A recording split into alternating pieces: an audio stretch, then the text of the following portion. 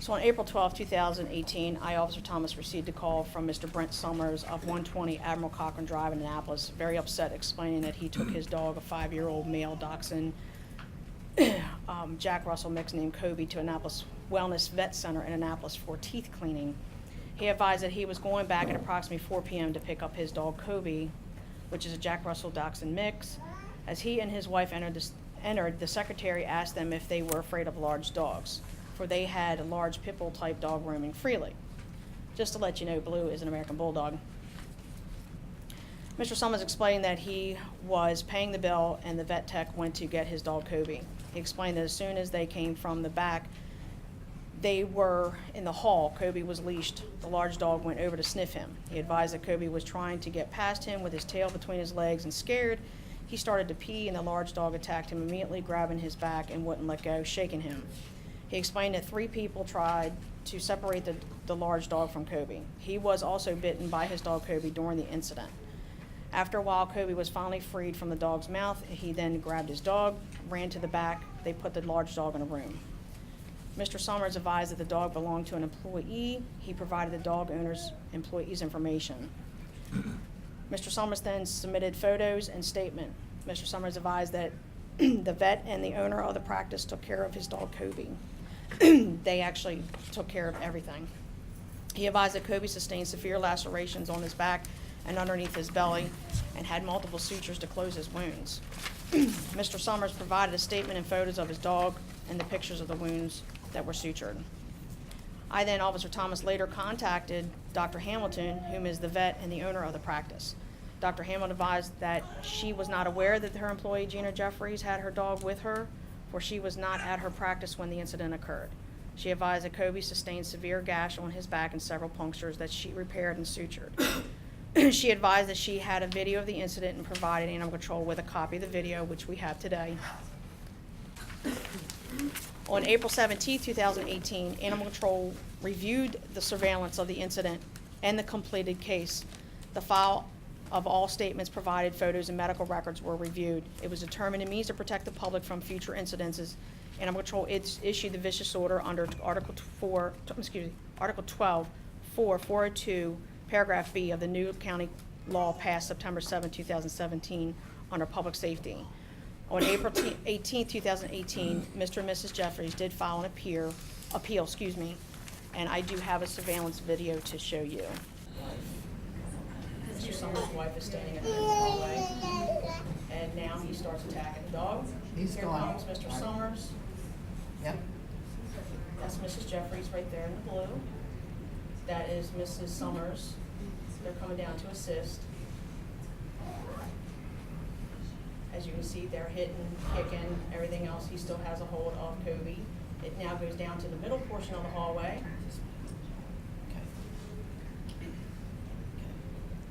Mrs. Jefferies is on top of her dog, still hitting him, trying to get him off. As you can see, he's flailing Kobe where he has a hold of him. Mr. Summers is now trying to get him out. You're going to see him pull back because he gets bit by his own dog. He's pulling, he's got him up now. You see that? Now he pulls back. Okay.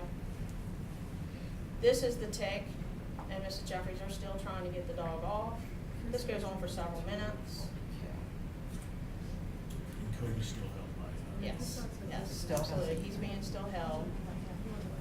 Now he's got a hold. He's going to see him now. He runs back. Mr. Summers grabbed his dog and ran to the back. Mrs. Jefferies is going to take her dog up front. He goes all the way up front.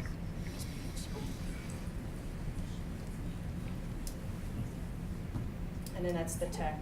She's coming back up. So what did they do? Did they leash? Kobe goes back in the back back. and stuff, you know. That's the tech, it's Chris. Okay. That's it.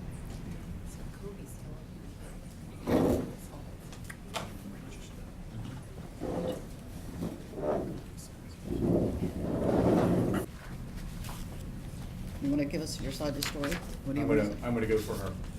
I'm gonna start off with the officer. Officer, how long you been with Anne Arundel County? Are you representing like an attorney? No, I'm representing my constituent over here, and this is not an official court proceeding. So, once again, how long have you been in Anne Arundel County as an officer? I'm gonna object. Yeah. Has anybody got a problem with me helping my constituent out over here? Because I kind of feel the cards have been staked against her, and she clearly understands that I'm not an attorney. And all we've got is the facts over here, so it's just a matter of me saying to her, submit this, say this, or I can just say it for her, because I'm speaking for my constituent. I believe that the cards were stacked against her, and I don't think you guys have a case. So if you have a problem with that, then don't let me speak for my constituent. Because the fact of the matter is that this law, that is the problem that is going on here, I will take 1/7 of responsibility of what is happening today. And I promise you as a councilman that we will correct this law. In the meantime, I'd like to speak on behalf of my constituent. She clearly understands that I'm not an attorney. I've told her that multiple times, and she's given me the rights to speak. Well, I'd like to go with it. I'm going to maintain my objection, as while she may permit it, having an individual who is not an attorney, is not one of the immediate parties to this case, practicing law before this commission, would set dangerous precedent and is practicing law without license in the state of Maryland, as this is an administrative and government body. Councilman Grasso, I know you, sir. I'm gonna have to ask that you not represent. the That's fine. defendant. Then, of course, the Board of Appeals will have no problems with me telling her what to say then, because I don't think that would be a problem. Counsel? Well, that's a purview of the Board of Appeals. Pardon me? That'd be the purview of the Board of Appeals. No, I'm talking about this organization here has no problem with me saying to her, well, go ahead and ask this question, ask that question. If you don't want to, folks don't want to hear it from my mouth, she has the right to say what she wants to say. Fair enough? Yeah, Sure. Okay, We're gonna good hear enough. her. We're Okay. gonna hear her. Ask the officer over there how long she's been with Anne Arundel County. But you can't, I'm gonna object again. okay, all right. That's fine. Okay. Ask the officer. Officer Thomas, how long have you been with Anne Arundel County Animal Control? I've been here 18 years, ma'am. Okay. Do you have any training, on, what specific training is there for, like, dog behavior and I heard you mention earlier that the dog postured in the video and barked. Correct. Yeah. In the 18 years that I've been here and stuff, I have investigated probably over 20,000 cases. I've actually had the opportunity to have my own training by talking with veterinarians, whether they're employed here or outside of this place, in reference to dog behavior. I've actually talked to several dog behavioralists that are certified in Maryland in reference to dog behaviors. Okay. What official training do you have? I went through 2 weeks or 3 months of training through animal control of dealing with investigations and how to handle them in reference to aggressive dogs. But not in dog training? In No, behavior? ma'am. Okay. When you watched the video, did you hear my dog bark at the owner? The video does not have a lot of sound, but you can clearly see that the dog barked. Okay. Okay, so no. Okay. No, she said, you The said video no, doesn't have but sound. she said you could hear something. You can clearly see that the dog's barking. Okay. But you can't hear the dog bark.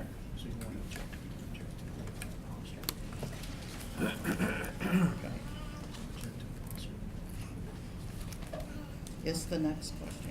Okay, I'm gonna object to the posturing and the barking in the Okay. video. Okay. All right, I'm gonna call up my, my witnesses, if that's okay. As long as they I- get sworn in, that's fine. Yes. Yeah, I have, How many? a lot. My neighbors are here, Mr. and Mrs. Delaney, Mr. and Mrs. Deverak, and Mr. and Mrs. Cooper. They, two of them are my next door neighbors, and one of them live directly across the street. I would like to pass out their letters that they have written to the board, and You they can hand them are, to her. thank you. They are, notarized letters, ma'am. And the notarized copies, I believe, are I'm only gonna object the fact that they're not witnesses to the case. They're only character witnesses. Yeah, they're character They're witnesses. character Yes, witnesses. yes, ma'am, they're character witnesses. Brian, can you tell the board where exactly you live? Relationship, we share a fence, so if you're facing Mrs. Jeffries' house, we're on the left-hand side. Okay, And can you tell us, similar to what you wrote in your letter about how you can see Blue through the fence and your dogs and how they react with one another and how you Sure. see them? So, we have a two-part fence, so the first side's about 4 feet tall, and then it goes to like 7 feet tall. So, when Yeah. Blue's at our fence, I have 2 dogs, one's 20 pounds, the other's right around 40 pounds. They'll play between the fence and run back and forth, and then a lot of times Blue will jump on the fence so I can pet him. I mean, I tell him to jump up, but And how long have you lived next door to me? 2 years? Yes. I think it's about 2 years. Okay, and has Blue, ever been aggressive towards you or your dogs? No. No, and actually, my dogs have had nose-to-nose contact with him on several occasions. Gina will sometimes have him on the porch leashed, and then I'll bring my dogs up onto her porch to say, talk to her, and Blue actually usually kind of just sits there. It's my dogs that approach him. Have you ever seen me off leash? No. Blue off a leash? No. Okay. And your wife don't. Sorry, I might have missed it. What kind of dogs do you have? I have a Shiba Inu, which is around 20 pounds, and a Sheltie, who's a little under 40. Okay, thank you. Your wife don't. Hey, Kim, Yes. have you ever seen Blue off leash when you've been outside? Can you tell us about when we went to the puppy plunge last year where there were... what was that?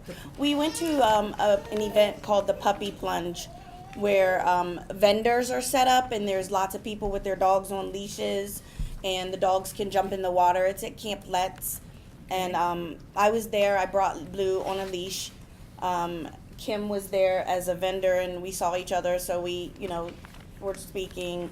And my dog, she can tell you what she experienced with my dog that day So with Gina- other dogs. Yep, Gina had him there, and he was fine, kind of minding his own business, and, we were spending time together, and she said, oh, can you hold him for a minute so I can get something to eat or go to the bathroom? And I said, fine, and I was a little nervous about it because he's large and my dogs are small, but he was really well behaved. Other dogs came up to him, and he didn't even blink an eye. He just kind of sat by my side. He didn't pull on the leash, nothing. He was just really well behaved. Very good. And you have a Shiba, what? Shiba Inu and a Sheltie. Okay, I know what they are. You're gonna do the exact same. Okay, that's all. Thank you, Brian and Kim. Call up Christine and Tom. Okay.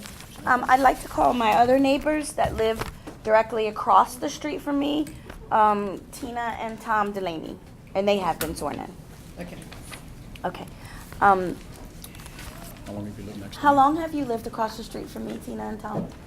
Or Tina? I'll go Okay, Tina. All right. We've lived in that house for 6 years, and I believe you moved in about 2 years ago. Okay. Okay.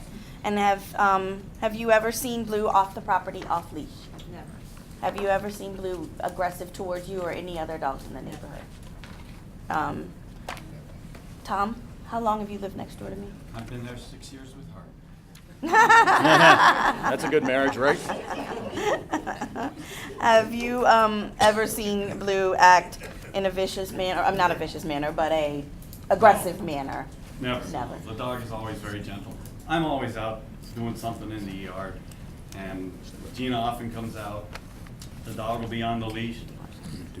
There was only one time I saw the dog off the leash, and it was on the porch. It just stayed there. It never left the porch while I was out talking to her. And when the dog, when she has him down on the leash, and I am with him, the dog just sniffs at me and then just kind of stands there. Not a lot of activity from him. Okay, wonderful. So thank you, Tina and Tom. Next person. So also, I wanted to show, I had a petition started for Blue, and I have over 1,300 signatures on my petition for Blue to, I basically made it, here's the picture with the amount of people. That's just some of the signatures. It was too much to print. And there's comments written next to them for people who know me and people who know Blue that are in some of the comments. You definitely won't have time to read it now, but I did get a petition signed with over 1,300 people. to free Blue. And I'd like to now call up Dr. Hamilton, and she has been sworn in. You can have a seat right next to him. And Dr. Hamilton, can you tell the board who you are and what your experience is, and talk about the paper in your hand and the letters and the injuries on Kobe? So I am Dr. Karen Hamilton. I've been in practice 28 years. I graduated from the Ohio State University in 1990. I've been practicing for 28 years in veterinary medicine, a small animal practitioner. I've been sworn in to Anne Arundel County as an expert witness for dog aggression and abuse cases, and I've also been sworn in as an expert witness in the court systems in Baltimore City and Baltimore County for the same thing. I was not there the day, as they told you.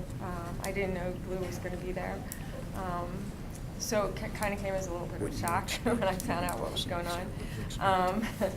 But I did come in. I treated the wounds on Blue. The wounds were all on the hind quarters. On Kobe. The wounds were all on the hind quarters.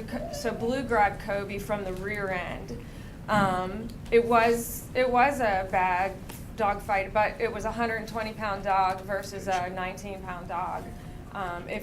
In my opinion, if Blue wanted to kill Kobe, he could have done it like that. If I sutured the wounds immediately, Kobe was, shaken terribly. It was, a horrible fight. But the problem, and you guys have the pictures, the problem that happened, I put the dog on a good dose of cephalexin, which is an antibiotic, good for skin. Obviously, it wasn't the right antibiotic that I picked. I put him on a 3 times a day. You can use cephalexin twice a day or 3 times a day. I picked it 3 times a day because it was a bite wound. They brought him back to me a few days later, and it was abscessed. So it was not that the wound was so bad. It was that I picked the wrong antibiotic.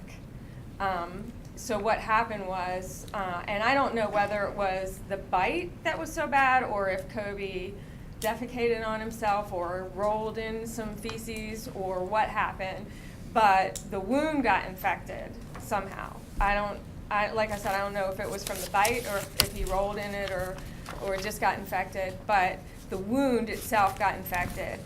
They brought him back a few days after.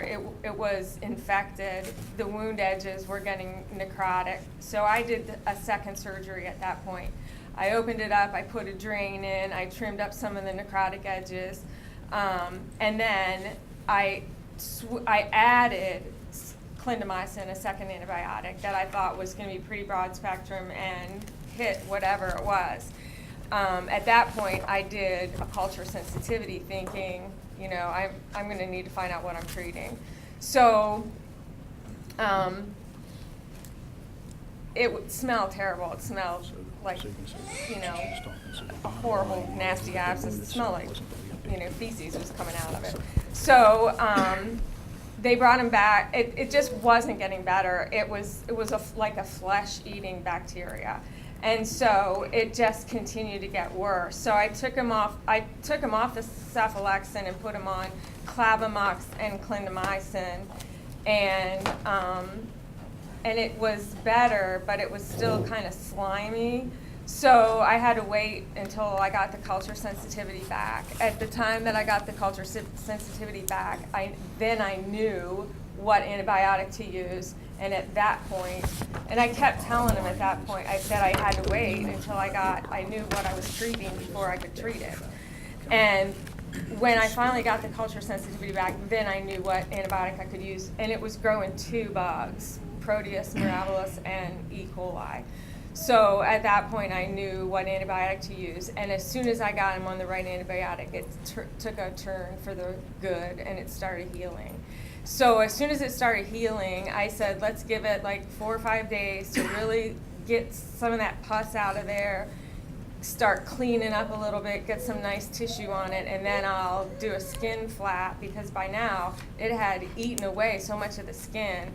And so I had to just take some of the skin from the belly, flap it over to cover that big hole that was there, and put another drain in it. But once I got the right antibiotic, it started healing. So it wasn't so much that the bite was so bad from that dog, it was the fact that the bad bugs that were growing, it was a flesh-eating bacteria that was in there.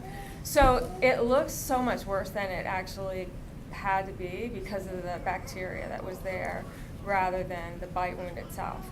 And one of the things, I printed out an article from a girl named Karen Fazio. She's been in, she's certified with dog behavior, dog aggression. She's been in it for 14 years, and some of her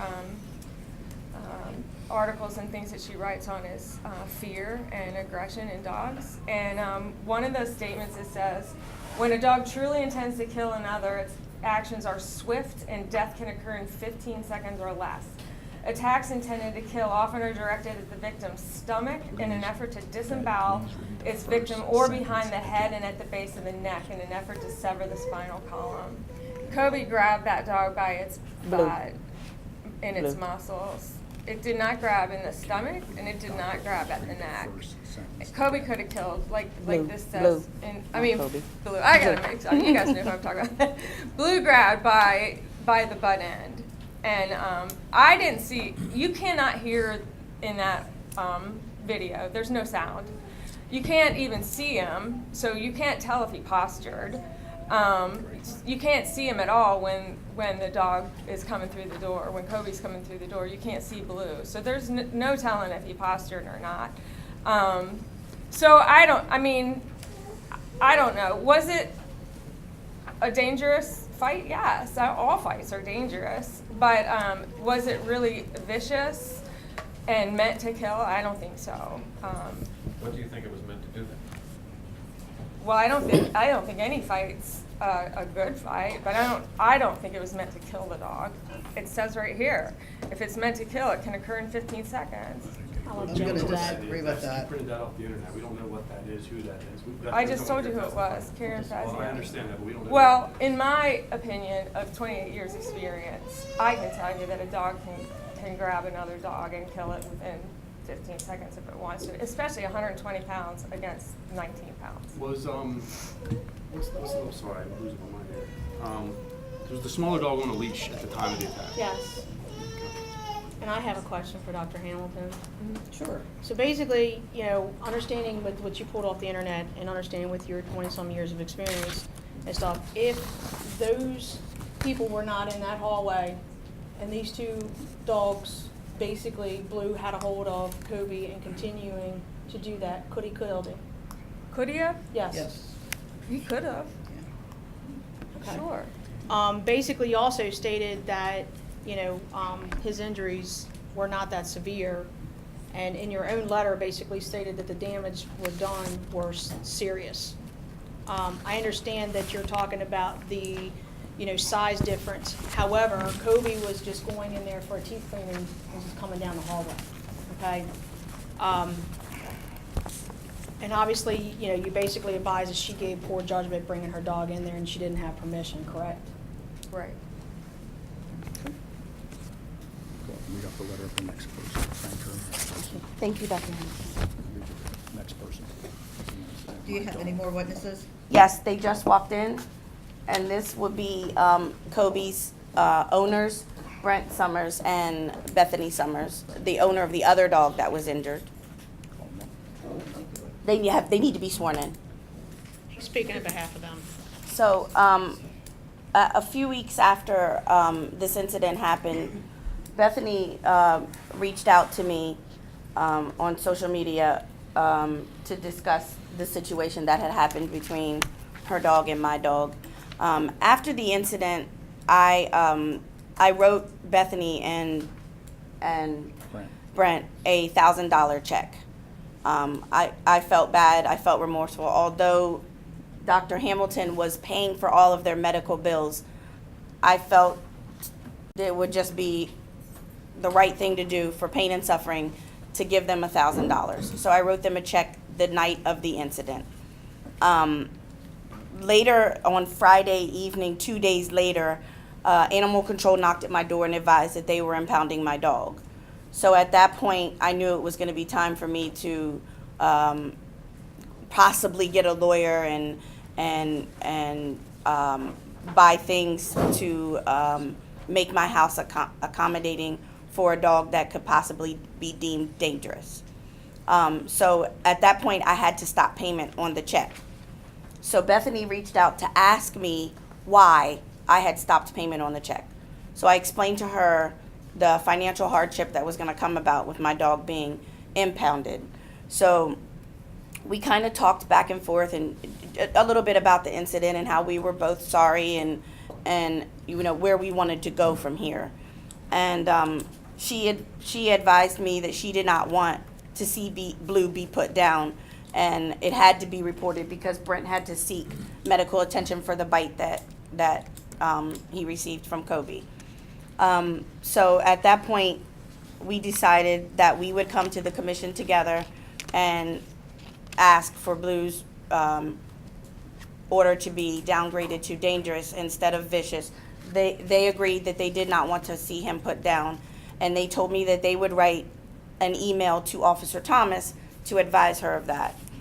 So they wrote her. I have a copy of the email that they sent to her, and it says, "Good evening, Officer Thomas. Me and my wife have talked a lot about what we would like the outcome to be of this situation. Neither of us want to see Blue put down whatsoever. It was a bad day for both families involved. There were things we as owners should have done to help prevent this, not taking the blame or placing the blame. I just don't feel a pet should lose their life for actions not taken to prevent this incident." That was written by Brett Summers. In the return email, Officer Thomas wrote them back and told them that she understood what they wanted, but she believed that they needed to show up to court to tell their side of the story because she felt, as she stated a few minutes ago, that if we had not have been there, that Blue would have killed their dog. But I did not put that in the email. I'm sorry? I didn't put that in the email. I understand it, but I'm objecting because I did not place that in the email. I didn't say that in the email. I sent the copy of the email to her supervisor, and she did put that in an email, and they can attest to that as well. Brent, did you receive I an can email read the from email her that if you said want. that I she... have it. Did you receive an email from Officer Thomas stating that had we have not been there, that Blue would have killed your dog? Yeah, it said he could have been killed. Officer Thomas. I can pass this forward.